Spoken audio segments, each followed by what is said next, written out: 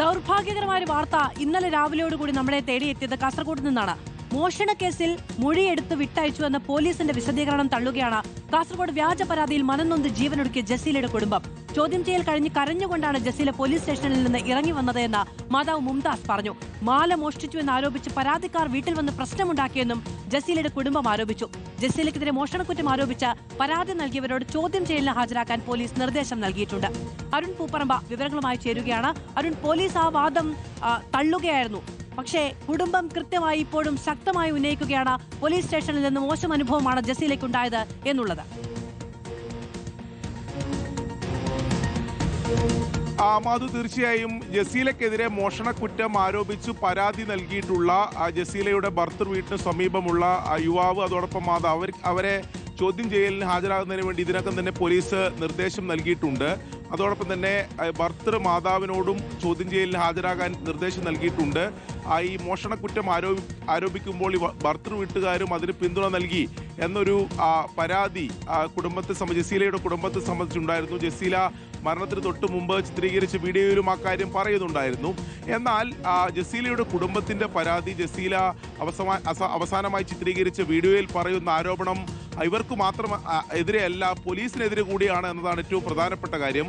ആദൂർ പോലീസിനെതിരെ ഗുരുതരമായിട്ടുള്ള ആരോപണങ്ങൾ ആ വീഡിയോയിൽ പറയുന്നുണ്ട്. അതോടൊപ്പം തന്നെ ജസീലയുടെ മരണമൊഴി മജിസ്ട്രേറ്റ് രേഖപ്പെടുത്തിയിരുന്നു. ആ മരണമൊഴിയിലും കൃത്യമായി ഈ സംഭവിച്ച കാര്യങ്ങളെ സംബന്ധിച്ച് പറയുന്നുണ്ട്. ഈ ആദൂർ പോലീസ് സ്റ്റേഷനിൽ വിളിച്ചു വരുത്തുകയും അവിടെ 3 മണിക്കൂറോളം ചോദ്യം ചെയ്തിട്ടുണ്ട്. ആ 3 മണിക്കൂറിൽ വലിയ മാനസിക സമ്മർദ്ദം ഈ ജസീല നേരിട്ടിട്ടുണ്ട്. ഈ ചോദ്യം ചെയ്യലിന് പോകുന്ന ഘട്ടത്തിൽ ജസീലയുടെ മാതാവ് കൂടെ ഉണ്ടായിരുന്നു. പോലീസ് സ്റ്റേഷന്റെ പുറത്താണ് ആ മാതാവ് നിന്നത്. ഈ ചോദ്യം ചെയ്യൽ കഴിഞ്ഞ് തിരിച്ച് ജസീല ഇറങ്ങുന്ന ഘട്ടത്തിൽ കരഞ്ഞുകൊണ്ടാണ് ഇറങ്ങിയത്. തനിക്ക് പിന്തുണ നൽകാൻ പോലീസ് തയ്യാറായില്ല, താൻ ഇത്തരത്തിൽ അപമാനിതയാകുന്നു, അതിലെനിക്ക് പരാതിയുണ്ട് എന്ന് പറഞ്ഞപ്പോൾ ആ പരാതി എഴുതി വാങ്ങാൻ പോലും പോലീസ് തയ്യാറായില്ല എന്ന ഗുരുതര ആരോപണം അവർ ഉന്നയിച്ചിരുന്നു. എന്നാൽ ഇത് അത്തരത്തിലൊന്നും ഉണ്ടായില്ല എന്ന വിശദീകരണമാണ് പോലീസിന്റെ ഭാഗത്തുനിന്ന് ഉണ്ടായത്. ഇത്തരം ഒരു പരാതി ലഭിച്ചപ്പോൾ മൊഴി രേഖപ്പെടുത്തുന്ന ഒരു സ്വാഭാവിക നടപടി മാത്രമാണ് ഉണ്ടായതെന്നാണ് ആദൂർ പോലീസ് വിശദീകരിച്ചത്. എന്നാൽ അത് തള്ളിക്കൊണ്ട് ഇന്ന് വീണ്ടും ജസീലയുടെ മാതാവ് രംഗത്ത് വന്ന സാഹചര്യമുണ്ട്. നേരിട്ട് അനുഭവിച്ച കാര്യമാണ്. അതുകൊണ്ട് തന്നെ അതിൽ നിയമപോരാട്ടം തുടരും, പോലീസിനെതിരെ കൂടി നിയമപോരാട്ടം തുടരും. നിലവിൽ മുഖ്യമന്ത്രിക്ക് ഉൾപ്പെടെ പരാതി നൽകിയിട്ടുണ്ട്. അതിൽ നീതി ലഭിക്കണം എന്ന ആവശ്യമാണ് ജസീലയുടെ കുടുംബം മുന്നോട്ട് വെക്കുന്നത്. മധു, ശരി, അരുൺ പൂപ്പറമ്പയാണ് വിവരങ്ങൾ നൽകിയത്. ദൗർഭാഗ്യകരമായ ഒരു സംഭവമാണ് ഉണ്ടായത്. ഒരു പെൺകുട്ടിക്ക് ജീവൻ ഒടുക്കേണ്ടി വന്നു എന്നുള്ളതാണ്. ആത്മഹത്യ ഒന്നിനും പരിഹാരമല്ല. എന്നിരുന്നാൽ പോലും ഒരു പെൺകുട്ടിക്ക് ജീവൻ ഒടുക്കേണ്ടി വന്നു, ആരും കൂടെ നിന്നില്ല എന്നുള്ളതാണ് ആ പെൺകുട്ടിയുടെ പരാതി.